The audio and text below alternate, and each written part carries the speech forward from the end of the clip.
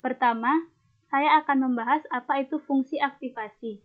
Fungsi aktivasi adalah persamaan matematis yang menentukan output dari jaringan syaraf.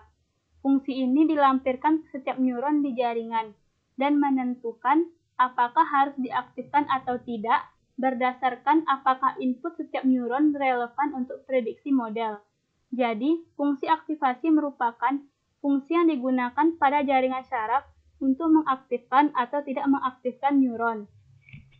Letak fungsi aktivasi pada arsitektur sebuah neural network yaitu pada hidden layer. Hidden layer merupakan lapisan antara input layer dan output layer, di mana artificial neuron yang memiliki sekumpulan input pembobot dan prosedur untuk menghasilkan output neuron melalui fungsi aktivasi. Fungsi aktivasi bertujuan untuk mengenalkan nonlinearitas pada model atau membantu menjadi sebuah fungsi nonlinear.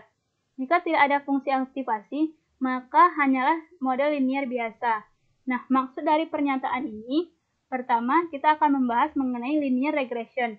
Linear regression memberikan solusi untuk masalah menemukan garis lurus terbaik melalui serangkaian poin. Jadi, di linear regression ini, kita menghitung kombinasi linear antara weight dan input. Kita menganggap function ini sebagai net input function sama dengan B ditambah X1 dikali W1 ditambah X2 dikali W2 ditambah sampai dengan Xn dikali Wn sama dengan Z.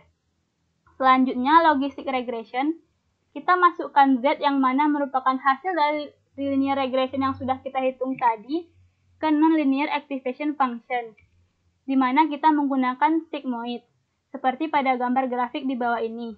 Sigmoid akan mengubah nilai Z kita menjadi nonlinear dan bernilai dari 0 sampai dengan 1. Sekarang, apabila kita menambahkan step function yang memiliki ketentuan seperti di bawah ini, misalnya, jika output dari sigmoid lebih besar atau sama dengan 0,5, maka kelasnya 1, dan kelas 0 jika tidak. Atau, jika input Z lebih besar atau sama dengan 0, kelasnya 1, dan kelas 0 jika tidak. Maka, kita akan mendapatkan skema logistic regression classifier seperti pada gambar ini. Meskipun demikian, logistic regression tetap merupakan linear classifier karena decision surface-nya tetap linear. Nah, pada gambar ini, jika kelas yang kita miliki bisa dipisahkan secara linear, maka itu tidak akan menjadi masalah. Tetapi hal ini akan menjadi masalah apabila kelasnya tidak bisa dipisahkan secara linear, seperti pada gambar yang paling bawah. Pada kasus ini, classifier yang bersifat nonlinear akan menjadi pilihan yang lebih baik. Kita dapat menggunakan multi-layer perceptron dengan satu hidden layer yang memiliki lebih dari satu unit atau lebih dari satu sigmoid activation function. Nah, sekarang kita telah memiliki decision surface yang lebih baik, di mana kita telah berhasil memisahkan kelas 1 dengan kelas 0. Tetapi, kita menggunakan classifier yang bersifat nonlinear ini, kita harus berhati-hati agar classifier tidak overfitting. Arsitektur dari multilayer neural network pada dasarnya akan terlihat seperti pada gambar di bawah ini, di mana kita hanya memiliki 3 unit di input layer, X0 sama dengan 1 sebagai bias, dan X1, X2, dan X3 sebagai input features. Kita memiliki 3 sigmoid activation function di hidden layer, dan 1 sigmoid activation function di output layer, yang mana nantinya akan melewati step function untuk menghasilkan prediksi terhadap kelas label Y. Nah, dari penjelasan tadi, maka dapat diambil kesimpulan bahwa logistic regression classifier memiliki nonlinear activation function, tetapi classifier ini pada dasarnya hanyalah kombinasi linear. Maka dari itu, classifier ini tetap memiliki decision surface yang linear. Nah, peran dari activation function di neural network adalah untuk menghasilkan nonlinear decision boundary lewat kombinasi nonlinear. Apabila kita tidak memiliki fungsi aktivasi di neural network kita, maka neural network kita akan menjadi sama saja seperti linear regression. Baiklah, selanjutnya saya akan menjelaskan jenis-jenis fungsi aktivasi. Sebelumnya, fungsi aktivasi itu dibagi menjadi 2. Yang pertama, fungsi aktivasi linear dan fungsi aktivasi nonlinear. Fungsi aktivasi nonlinear ini memiliki banyak jenis fungsi, yaitu fungsi sigmoid, fungsi rectifier linear unit atau ReLU, fungsi Leakey rectifier linear unit ReLU, dan masih banyak fungsi lainnya. Di sini saya akan menjelaskan masing-masing dari jenis fungsi tersebut.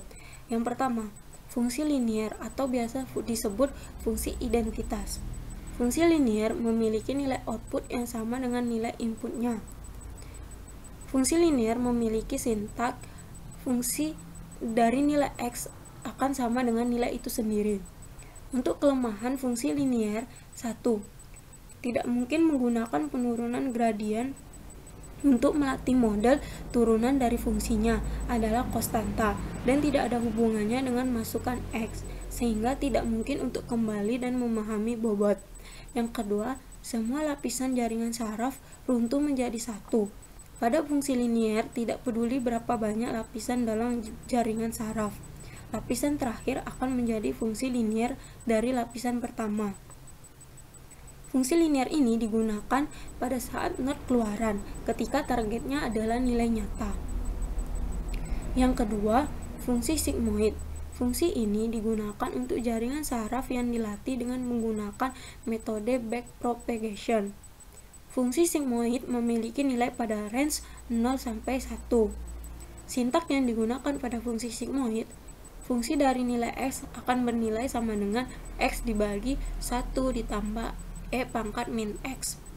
Kelebihan dari fungsi sigmoid yaitu 1. Fungsi bisa dibedakan, artinya kita dapat menemukan kemiringan kurva sigmoid. Yang kedua, fungsinya monotonik. Yang ketiga, gradien halus. Untuk kelemahan fungsi sigmoid yaitu 1. Output tidak berada di tengah 0. 2. Mahal secara komputasi. Fungsi sigmoid ini digunakan pada jaringan saraf yang dilatih dengan menggunakan metode backpropagation. Selanjutnya yang ketiga, yaitu fungsi rectifier linear unit atau ReLU. Biasanya ini diterapkan elemen bijaksana untuk output dari beberapa fungsi lain, seperti produk vektor matriks. Dalam penggunaan machine learning PAT, unit penyearah menggantikan semua fungsi aktivasi lainnya kecuali mungkin lapisan pembaca. Sintak pada fungsi ReLU yaitu fungsi dari nilai X akan bernilai 0 jika nilai X kurang dari sama dengan 0. Fungsi dari nilai X akan bernilai X jika X lebih dari 0. Kelebihan fungsi ReLU yaitu yang pertama, efisien secara komputasi. Yang kedua, non-linear. Kekurangan fungsi ReLU yaitu masalah dying ReLU. Ketika input mendekati 0 atau negatif, gradien fungsi menjadi 0. Jaringan tidak dapat melakukan propagasi mundur. Fungsi ReLU ini digunakan ketika mengembangkan multi-layer perceptron dan convolutional neural network. Selanjutnya yang keempat, yaitu fungsi Leakey ReLU. Fungsi Leakey ReLU ini berfungsi untuk menyelesaikan masalah di ReLU. Leakey membantu untuk menambah range dari ReLU. Biasanya, nilai dari alpha adalah 0,01. Ketika alpha tidak bernilai 0,01, maka kita menamakannya sebagai random ReLU. Sintak yang digunakan adalah fungsi dari X akan bernilai 0,01X jika X kurang dari 0. Fungsi dari X akan bernilai X jika X lebih dari sama dengan 0. Kelebihan fungsi Leakey ReLU yaitu untuk mencegah sekaratnya masalah ULT, sedangkan kekurangan dari fungsi Leakey ReLU yaitu hasilnya tidak konsisten. Fungsi Leakey ReLU digunakan pada saat masalah hilangnya gradien. Baiklah, saya akan menjelaskan soal selanjutnya yaitu mengenai apakah fungsi aktivasi harus diterapkan di setiap layar neural network atau tidak. Jawabannya itu harus. Karena fungsi aktivasi sendiri di dalam sebuah neural network itu mendefinisikan bagaimana bobot penjumlahan input ditransformasikan menjadi sebuah output dari node di sebuah layar jaringan. Soal selanjutnya itu pada program klasifikasi dan regresi dari soal sebelumnya, di manakah letak fungsi aktivasi? Dalam program klasifikasi, itu fungsi aktivasi terdapat pada model sama dengan tf.keras.models.sequential, di mana pada program ini fungsi aktivasi menggunakan jenis ReLU. Aktivasi jenis ReLU ini mengkomputasi sedikit lebih cepat dibanding yang lain. Pada program regresi, fungsi aktivasi terdapat pada model sama dengan keras.sequential, di mana aktivasinya juga menggunakan aktivasi ReLU sama seperti sebelumnya. Baik, sekian dari kelompok kami. Terima kasih. Wassalamualaikum warahmatullahi wabarakatuh.